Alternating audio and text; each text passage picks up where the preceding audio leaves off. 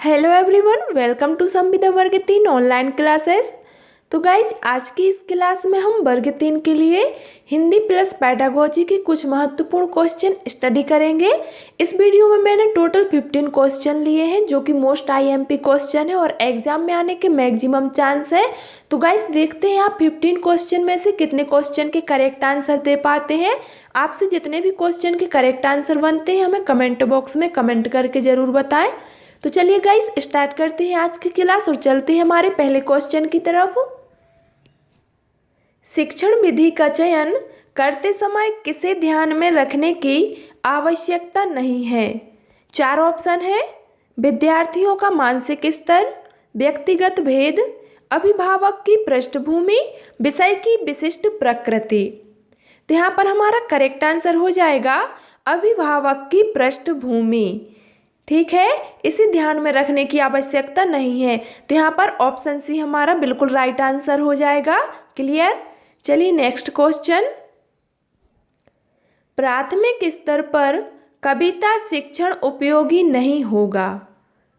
4 option दिए गए हैं, तो इसमें से हमारा करेक्ट आंसर हो जाएगा ऑप्शन सी, जो कविताएं अंतर्राष्ट्रीय वादों से संबंधित हों। क्लियर? प्राथमिक स्तर पर कविता शिक्षण उपयोगी नहीं होगा।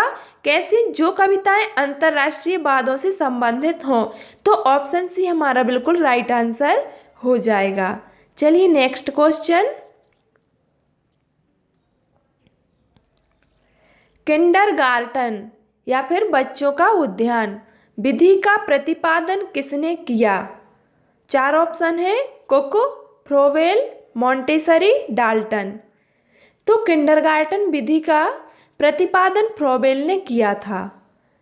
तो ऑप्शन बी हमारा करेक्ट आंसर हो जाएगा, फ्रोवेल। ठीक है, याद रखना, किंडरगार्टन बच्चों का उद्यान। चलिए नेक्स्ट क्वेश्चन।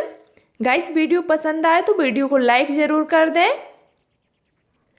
साहित्य की किस विधा के शिक्षण में सस्वर पठन सर्वाधिक अपेक्षित है? साहित्य की किस विधा के शिक्षण में? ऑप्शन है आत्मकथा, संस्मरण, एकांकी, जीवनी। तो यहाँ पर हमारा करेक्ट आंसर हो जाएगा एकांकी। ऑप्शन सी हमारा करेक्ट आंसर हो जाएगा। चलिए नेक्स्ट क्वेश्चन। कहानी के संदर्भ में कौन सा कथन उपयुक्त है? देखिए, 4 ऑप्शन है। कहानी में संवाद होना आवश्यक है, कहानी में शुरुआत होना आवश्यक है, कहानी में शुद्ध भाषा होना आवश्यक है, या फिर कहानी में कथानक का होना आवश्यक है।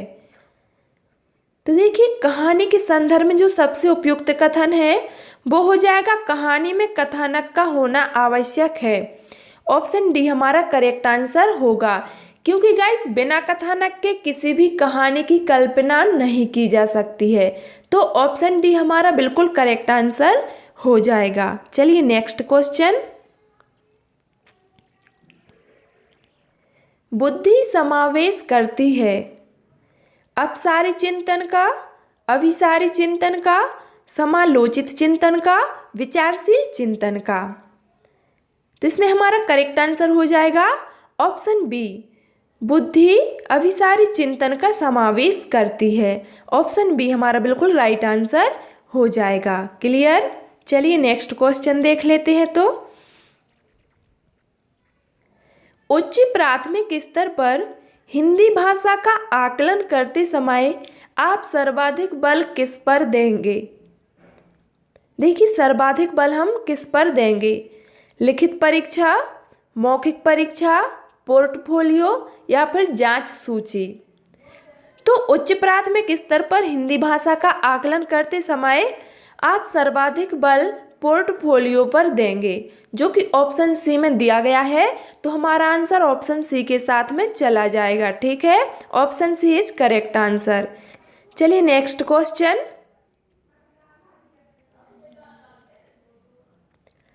मंद अधिगमकर्ता जिनकी शैक्षिक उपलब्धि सामान्य योग्यता से कम रह जाती है कहे जाते हैं। ऑप्शन है पिछड़े, विशेष, बाल अपराधी, मानसिक रूप से कमजोर। तो यहाँ पर हमारा करेक्ट आंसर हो जाएगा पिछड़े। ऑप्शन ए हमारा बिल्कुल करेक्ट आंसर हो जाएगा। मंद अधिगमकर्ता जिनकी शैक्षिक उपलब्धि सामान्य योग्यता से कम रह जाती है पिछड़े कहे जाते हैं। तो option A is right answer. चलिए नेक्स्ट क्वेश्चन। गाइस वीडियो को लाइक जरूर कर दें। निम्नलिखित में संश्लेषण का उदाहरण है। संश्लेषण का उदाहरण कौन सा है? वेरी आईएमपी क्वेश्चन है गाइस। निबंध लिखना, भाषण देना, प्रमेय सिद्ध करना या फिर चित्र रंगना।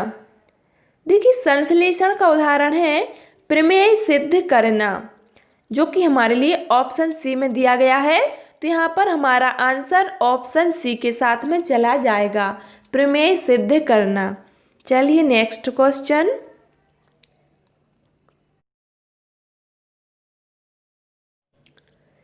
कविता की शिक्षा को भाषा शिक्षण की सामान्य परिधि के परे जाने वाली शिक्षा क्यों माना जाता है? 4 ऑप्शन दिए गए हैं, आपको करेक्ट आंसर बताना है। तो इसमें हमारा करेक्ट आंसर हो जाएगा कि सामान्य भाषा शिक्षण अनुमान कल्पना करने का अवसर नहीं देता, जबकि कविता में बिना किसी पूर्व धारणा के कल्पना करने के पर्याप्त अवसर होते हैं। तो यहाँ पर हमारा ऑप्शन बी बिल्कुल करेक्ट आंसर हो जाएगा। क्लियर? चलिए नेक्स्ट क्वेश्चन। उच्च प्राथमिक स्तर पर हिंदी भाषा शिक्षण का सर्वाधिक संबंध है। उच्च प्राथमिक स्तर पर ऑप्शन है पढ़ी हुई सामग्री के बारे में आलोचनात्मक चिंतन से, हिंदी की व्याकरणिक व्यवस्था को जानने से, सृजनात्मक लेखन की अनिवार्यता से या फिर हिंदी की ध्वनियों को सिखाने से।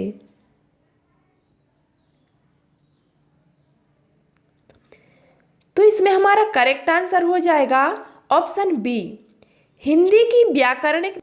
उच्च प्राथमिक स्तर पर हिंदी भाषा शिक्षण का सर्वाधिक संबंध हिंदी की व्याकरणिक व्यवस्था को जानने से है।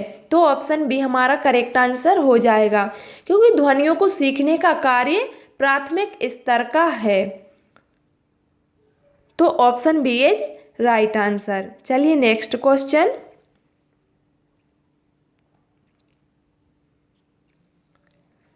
व्याकरण शिक्षण की आगमन विधि है। ऑप्शन है नियम से उदाहरण की ओर जाते हैं, उदाहरण से नियम की ओर जाते हैं, सूत्र कंठस्थ कराते हैं, पाठ्य पुस्तक का प्रयोग करते हैं। तो इसमें हमारा करेक्ट आंसर हो जाएगा उदाहरण से नियम की ओर जाते हैं। क्लियर? व्याकरण शिक्षण की आगमन विधि में उदाहरण से नियम की ओर जाते हैं। तो ऑप्शन बी यहाँ पर हमारा राइट आंसर हो जाएगा। Next question. उच्च प्राथमिक स्तर पर व्याकरण शिक्षण का उद्देश्य खालिस्तान में सहायक होगा।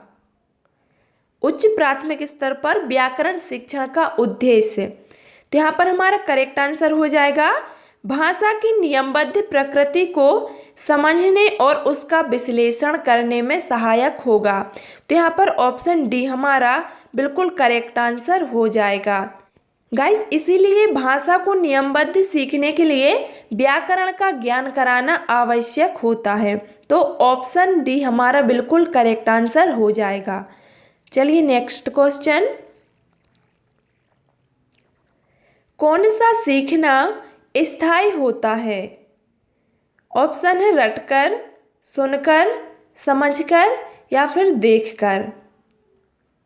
तो यहाँ पर हमारा करेक्ट आंसर हो जाएगा ऑप्शन सी, समझकर। ठीक है, समझकर सीखना स्थायी होता है, क्योंकि यदि हम किसी भी चीज़ को समझ लेते हैं यदि अच्छे से, तो वो हमारे लिए ज़िंदगी भर याद रहती है।